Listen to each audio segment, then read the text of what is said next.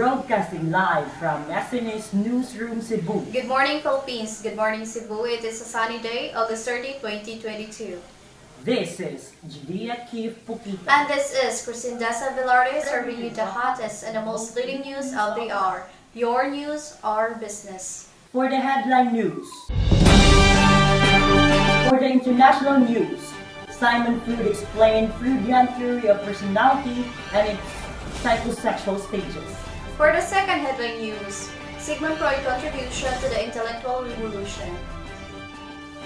For the third headline news, Freudian revolution influence in transforming the view of the society. And this is STS News. Psychoanalyst Simon Freud proposed and explained the psychosexual development theory. While the theory is famous in psychology, it has been quite controversial. To give you the latest news, John Lloyd Polgo, you're on SS Newsroom Exclusive. Thank you, Sir Chad. So, Sigmund Freud is a very well-known psychoanalyst who is known to be the father of psychiatry. He was born to Galician Jewish parents in the Moravian town of Freiburg in the Austrian Empire. He was classified as a doctor of medicine at the University of Vienna and was a docent in neuropathology and became an affiliated professor in 1902. Freud lived and worked in Vienna, having set up his clinical practice in 1886. He was a one-of-a-kind thinker. There can be little questions that he has influenced by earlier regarding the human mind, especially the idea of being activity within the mind of unconscious and unconscious level, yet his approach to these topics was largely conceptual.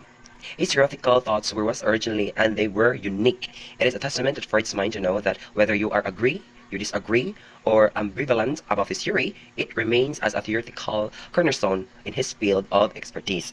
Also, he coined the psychosexual development theory. This theory describes how personality developed over the course of childhood. So to explain us about the Freudian theory, we have here live Dr. Said. Good morning, sir.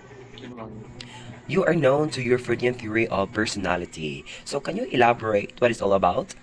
So the adult personality emerges as a composite of early childhood experiences, based on how these experiences are consciously and unconsciously processed with human developmental stages, and how these experiences shape the personality. And I believe that personality developed through a series of childhood stages and was composed of three parts. So these are the id, the ego, and the superego. Id, it is a pleasure-seeking energies of the personality, and it focuses on the certain erogenous areas. So this psychosexual energy or libido was described as the driving force behind the behavior. So the second is the ego. It develops later in childhood, and it is considered a conscious and rational part of the personality.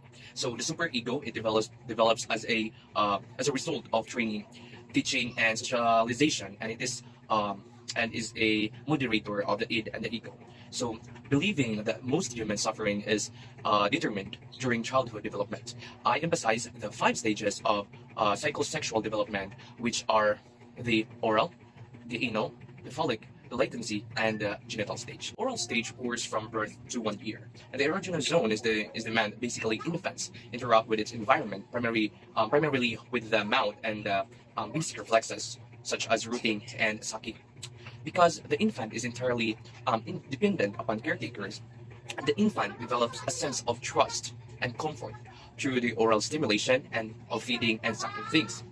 Next is the anal stage. So the anal stage occurs from 1 to 3 years old, and the erogenous zone is concerning the bowel and the bladder control. So in this stage, the primary focus of the libido was on the controlling the bladder and bowel movements. And the major conflict of this stage is the toilet training, right? So the child has to learn to control his or her bodily needs, which could lead to a sense of the accomplishments and independence. So the phallic stage was from age to 3 years old, and the erogenous zone is concerning the genitals.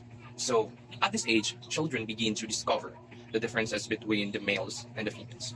So the boys begin to view their fathers as a rival for the mother's affection. So the Oedipus complex describes these feelings of wanting to possess the mother and the desire to replace the father. However, The child also fears that he will be punished by the father of these feelings, a fear termed castration anxiety. So, the term electoral complex has been used to describe a similar set of feelings experienced by the young girls. So, however, I believe that girls instead experience venous envy. It occurs from age 6 to puberty. And the erogenous zone is concerning the sexual feeling or inactive. So during this stage, the superego continues to develop while its energies are suppressed. So the children develop social skills, value, and relationships with peers and adults outside of the family. So the development of the ego and the superego contribute to the period of calm.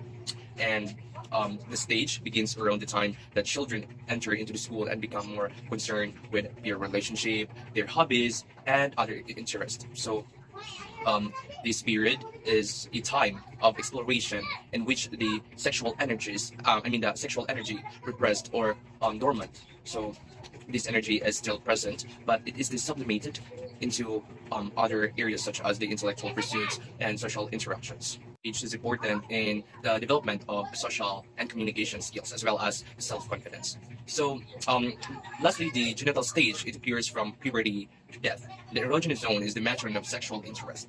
So, the onset of the puberty causes the libido to become active once again. And during the final stage of psychosexual development, the individual develop a strong sexual interest in the opposite sex. So this stage begins during the puberty, but lasts through the rest of the person's life. Wherein the earlier stages, the focus was solely on the individual needs. Interest in the welfare of others grows during the stage. So the goal of this stage is to establish a balance between the various life areas.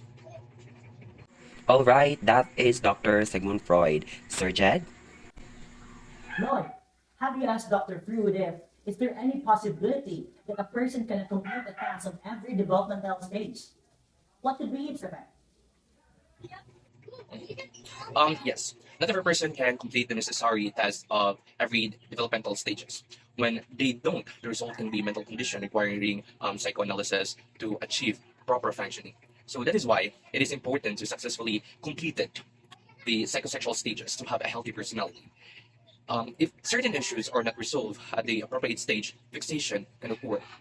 A fixation it is a persistent focus on the earlier psychosexual stage. Until this conflict of fixation is resolved, the individual will remain stuck this stage. Thank you, Dr. Freud. This is John Pulgo, STS News. For the second headline news, Sigmund Freud's contribution to the intellectual revolution became widely known all over the world. To give us the details, Maria Micaela, Bureau STS. Thank you, Ms. Dasa. Sigmund Freud was an Austrian neurologist who is known as the founder of psychoanalysis. Freud developed a set of therapeutic techniques centered on talk therapy that involved the use of strategies such as transference, free association, and dream interpretation. Psychoanalysis became a dominating school of thought during the early years of psychology and remained quite influential today.